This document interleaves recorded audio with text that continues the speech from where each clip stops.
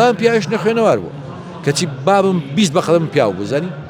20 بەقەدەم میوان دۆست و 20 بەقەدەم مرد و ئەگەر نووسەر و ئەدیب ئاگای لە خۆ نەبێ کەسی زۆر فاشی دەرەچێ زۆر فاشی پێی وایە ئەوەی نەخیندەوارە بەشەر نییە ئەو نووسەرانەی کە خۆیان دەشارنەوە لەناو تێکستی ئاڵۆز و لەناو ئەوەی کە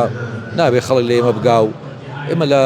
هینێکی تر هاتوونیەوەوانە ئەوە هەمووی وەهمە بەڕاستی ئەو شاعیرانی کە بۆ نمونە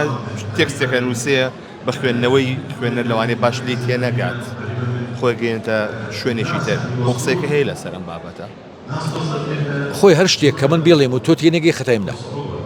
خەتای تۆ نییە تێناگەی خەتای منە دیارە من باشم لەر لە بڕیەوە نووسەر پەیامی هەیە هونەرمەند پەیامی هەیە ئەو پەیامە ئەگە نەگا بە بەو کەسەی کە بۆی نێردراوە خود زای ناوی پەیام نییە ئەمە لە نامەی مۆبایلە ڕاستە ئەمە لە نامەی دەستیار ڕاستە ئەمە لە نامەی دەنجیار ڕاستە پەیامێک کە من نێردەرەکەم کەناڵێک هەیە کە پێی دەڵێن مۆبایل وەرگرێک هەیە کە جەنابەتی ئەگەر ئەمەی کە گەیشتۆتە لای جەنابەت پەیامەکەی من نەگەێنێ کەواتە خەلەل لە پەیام ناردنی پەیامەکە هەیە ئەو نووسەرانەی کە خۆیان دەشارنەوە لەناو تێکستی ئاڵۆز و لەناو ئەوەی کە نابێ خەڵک لە ئێمە بگا و ئێمە لە هینێکی تر هاتوونیەوەوانە ئەوە هەمووی وەهمە بەڕاستی چونکە دەبێ گەنجێکی قوربەسەر لە چایەخانەیەکە کە بە پولی دۆمینەش ماڵێکی بۆ دروست ناکرێ دەبێ ئەوە چی بێ من ئازایەتی خۆم لەسەر ئەمە تاقیکەمەوە بۆی تێمگەیان تێم نەبێت یعنی خوێنەری کورد فیتەرێکە گەنجێکە ژنێکە بێوەژنێکە هەتیوێکە دایکە ئەنفالێکە منداڵە شەهیدێکە من چیم خۆب بەمە ئاسمان و بڵێم نابێ ئەوم بەستە زمان لەم بگە یان دەبێ ئەمە سی کتێب بخوێنێتەوە بۆی لە تەڵعەتایەر بگە بۆ تەڵعەتایەر چییە دەبێت چی پێ بێنی نووسەر و شاعیرێکی خۆشەویستە ئەمە بەستم یعنی حتا خوای گەورە بە قودرەت و جەلالەتی خۆی کە یەکێک دەبێتە مسلمان ناڵێ دەبێت ئیلا زەبور و ئینجیل و تەورات بخوێنیەوە زەبور و قورئان بخوێنەوە ئەو شەرت هێستانە ناوەزانی ئەی باشە نووسەر چییە شەر لەسەر خوێنەردا بدێ بڵێ وەڵا من زۆر بەرزم و تۆ زۆر نەویت یعنی زۆر جارە نزانی ئەگەر خوێنەواری ئەگەر نووسەر و ئەدیب ئاگای لە خۆ نەبێ کەسی زۆر فاشی دەرەچێ زۆر فاشی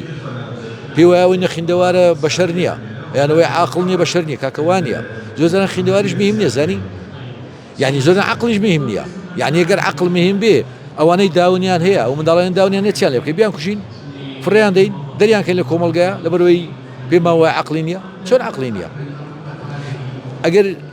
خوێنەواری مهم بێ دەبێت داکەم ڕەتکەمەوە زین داکەمش نەخوێنەوار بام پیاویش نەخوێنەوار بوو کەچی بابم 20 بەقەدەم پیاو بوو زانی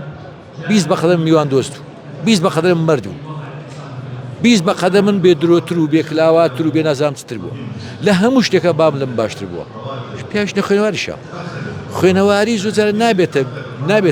نابێ ببێتە مای فاشیەت بەرامبەر ئەوانەی نەخیندەوارین ئەمە وەکو هەبوو نەبوونیەکە دەبێ ئەمن هەمە تۆ نیتە من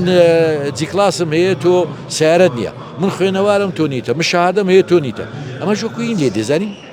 وەکو سویجی سیارە و وەکو سویجی مەزرعەوانەی لێدی نابێ خوێنەواری بێتە مای ئەوەی خەڵک بشێنیەوە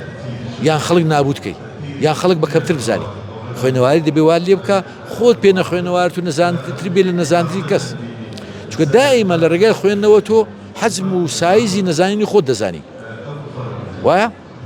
کەواتە دەبێت خۆت لە هەموو خەڵک پێ نەزانتر بێ لەوانەی کە داونیشانەیە لەوانەی کە خوێندەواریشیان نییە